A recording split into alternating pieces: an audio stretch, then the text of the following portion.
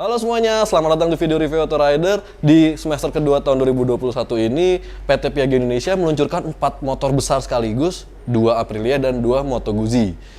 Dan di depan saya ini udah ada salah satu motor terbaru dari PT Piaggio Indonesia, yaitu Moto Guzzi V85 TT Travel. Nah, dia tuh banyak banget mendapatkan ubahan dari versi sebelumnya yang standar yang meluncur di tahun 2019. Dan apa aja nih kira-kira yang bisa kita bahas dari pembaruan-pembaruan dari Moto Guzzi V85 TT Travel.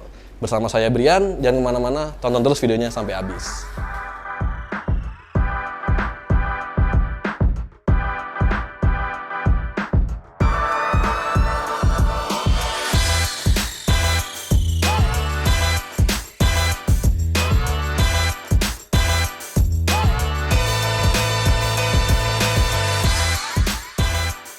Oke, sebelum kita membahas Moto Guzzi V85 TT Travel ini lebih lanjut, buat Anda yang memiliki usaha otomotif, udah pernah tahu kan, kalau Gias punya aplikasi e-commerce baru namanya adalah Gias Auto 360.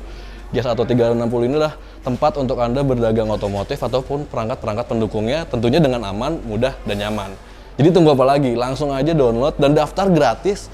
Untuk downloadnya bisa klik link di deskripsi di bawah ini. Oke, pertama-tama kita bahas soal desainnya dulu nih. Moto Guzzi V85 TT Travel ini sebenarnya punya gaya desain yang sebenarnya mirip ya dengan versi terdahulunya. Cuma dia ada beberapa detail yang berbeda, terutama dari segi warna. Kalau yang lama itu warnanya kuning, putih, dan merah ya, agak-agak ngejreng dengan tampilan yang glossy. Nah, kalau di sini dia tampilannya warnanya sedikit coklat keemasan dan dia tampilannya doff. Dan Moto Guzzi memberi nama warna ini adalah Sabia Namib. Dari dibandingkan versi sebelumnya, ini lebih cocok ya untuk sebagai motor petualang. Nah, selain dari warna, ada beberapa detail lain yang berbeda dari Moto Guzzi V85 TT Travel ini. Pertama dari windshieldnya, dia windshieldnya udah bisa di-adjustable, jadi bisa dinaik turunin sesuai kebutuhan pengendara. Selain itu, di bagian belakang, kalau Anda membeli V85 TT Travel ini sudah mendapatkan 2 box kanan dan kiri. Jadi udah ada paniernya nih di kanan dan kiri, dan itu kompartemennya cukup besar. Dan Moto Guzzi mengklaim paniernya itu cuma one click aja bisa dicopot dan pasang, jadi mudah banget. Tapi meskipun dia cuma one click, tetap aman dipakai di jalan-jalan yang berbagai medan. Oh iya, di wajah depannya dia juga ada tambahan baru, yaitu fog lamp yang ada di kanan dan kirinya. Jadi kalau di versi terdahulu itu nggak ada fog lampnya, sekarang udah ada fog lampnya. Jadi penerangannya harusnya makin terang ya. Selanjutnya, yang terbaru dari Moto Guzzi V85 TT Travel ini adalah mesinnya. Dia mesinnya masih sama-sama 850 cc, meskipun mirip spesifikasinya dengan generasi sebelumnya, tapi ada beberapa pembaruan seperti camshaft-nya baru, lalu injektornya baru, dan banyak lagi hal-hal baru dari mesinnya ini yang membuatnya compliance dengan emisi Euro 5 di Eropa. Dengan semua pembaruan itu membuatnya memiliki tenaga 76 HP di 7.500 RPM dan torsi mencapai 82 Nm di 5.000 RPM. Untuk sebuah motor yang dengan kapasitas besar ini dan untuk petualang tentunya pastinya dilengkapi oleh fitur-fitur yang juga canggih nih. Seperti di depan dia udah ada lampu berteknologi LED yang cukup punya khas sebuah Moto Guzzi, dia ada seperti lambang sayapnya. Lalu selain itu di bagian depan dia juga udah dilengkapi ABS dan sensor pressure. Dan di belakang sini udah ada panel instrumen digital full LED yang sudah dilengkapi oleh Moto Guzzi Mia. Nah, Moto Guzzi Mia ini adalah sebuah konektivitas yang memungkinkan pengendara bisa mengkoneksikan HP-nya dengan motor. Selain itu, Moto Guzzi V85 TT Travel juga dilengkapi oleh fitur heated grips. Jadi kalau Anda berkendara cukup jauh dan melewati daerah-daerah yang dingin, handlebar Anda bisa dihangatkan dengan fitur tersebut sehingga tangan Anda tidak merasa kedinginan lagi. Untuk sebuah motor petualang tentunya yang menjadi penasaran banyak orang adalah bagaimana posisi berkendaranya.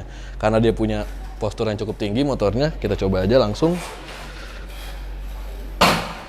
Tinggi saya lebih kurangnya 170 cm dan ini adalah posisi berkendara saya di atas Moto Guzzi V85 TT Travel. Dia punya tinggi jok tinggi 820 mm dan bisa dilihat kaki saya tidak bisa menapak dengan sempurna, bahkan sedikit. Ini balet banget sih sebenarnya, dan bisa dilihat kakinya nggak bisa nekuk sama sekali. Tapi kalau di saat berkendara, ini posisinya nyaman banget. Setengah tinggi, dekat dengan pengendara dan juga lebar, memberikan pengendalian yang cukup mudah dan posisi kaki juga tidak mudah lelah. Nah, soal kaki-kakinya tentunya jadi sesuatu yang spesial dari sebuah motor petualang ya. Di depan ini dia udah pakai suspensi upside down dan tebal banget dia ukurannya, dia 41 mm, dan yang terbaru untuk di V85 TT Travel dia sudah ada pelindung untuk asoknya itu sendiri.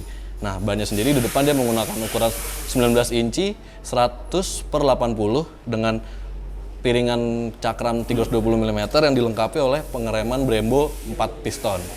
Sementara di bagian belakangnya dia menggunakan ban berukuran 150/70 ring 17 dengan pengereman 2 piston. Untuk suspensinya dia menggunakan suspensi monoshock yang sudah bisa di-adjustable, sama seperti di depannya juga sudah bisa adjustable. Oke, itu dia tadi beberapa hal yang bisa kita bahas dari Moto Guzzi V85 TT Travel. Sayangnya motor ini belum dipasangkan akinya, jadi kita nggak bisa ngidupin motornya, jadi nggak bisa ngeliat juga display dari panel instrumennya juga, sayang banget. Dan kita juga nggak bisa dengerin dari suara mesin barunya nih. Tapi nggak apa-apa, itu dia tadi yang bisa kita bahas. Dan selain dari V85 TT Travel, Moto Guzzi juga meluncurkan satu motor lagi, yaitu New V7 Stone. Yuk kita lihat yuk motornya yuk.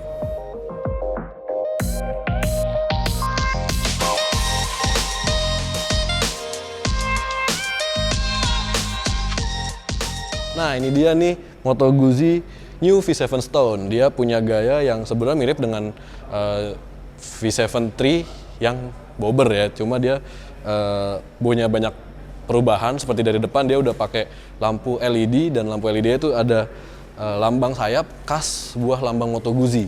Di bagian pelek dia berubah, lebih minimalis dan diklaim lebih ringan, tapi tetap rigid, tetap kuat, dan pastinya aman buat berkendara ya. Nah, kalau secara desain keseluruhan dia sebenarnya nggak banyak berbeda dari V7 III yang bobber. Dia punya tangki yang retro, bentuknya lebih mengotak ya, jadi nggak teardrop tangkinya. Dan dia banyak bentuk-bentuk bulat, seperti dari lampu depan, lalu speedometer.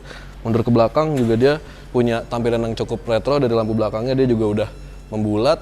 Dan dia punya jok yang berbeda dari versi sebelumnya. Yang depan itu lebih simple, minimalis, sementara yang belakang itu seperti ada potongan rotinya.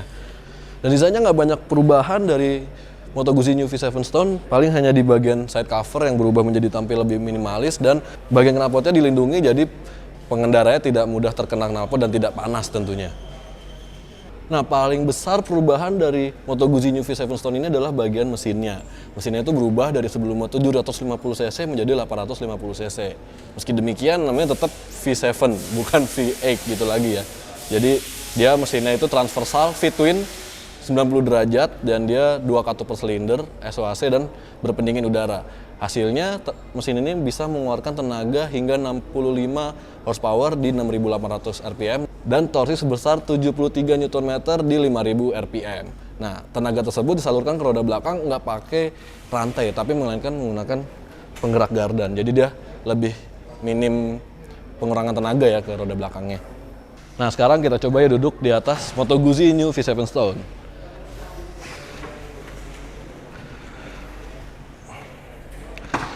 Impresi pertama sih motor ini enteng ya, dia naikin dari standar sampingnya, nggak berat-berat banget. Dan ini adalah posisi duduk saya di atas Moto Guzzi New V7 Stone. Bisa dilihat dengan tinggi saya yang lebih kurang 170 cm. Saya nggak bisa menapak dengan sempurna, tapi posisi kaki ya nggak jijit-jijit amat ya.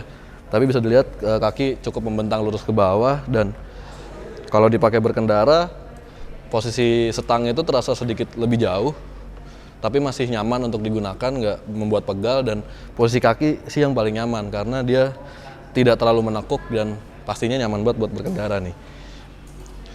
Nah, selain itu, fitur dari Moto Guzzi New V7 Stone itu sebenarnya tidak cukup banyak, seperti tadi yang sudah saya katakan juga. Di depan dia udah menggunakan lampu LED, lalu speedometernya dia udah LED, walaupun bentuknya bulat, lebih retro ya, seperti motor-motor klasik, tapi dia tampilannya LED, dan informasi yang diberikan cukup umum seperti speedometer dan lain-lainnya. Sayangnya motor ini nggak usah dihidupkan, jadi kita nggak bisa lihat nih apa aja yang ada di dalam speedometernya.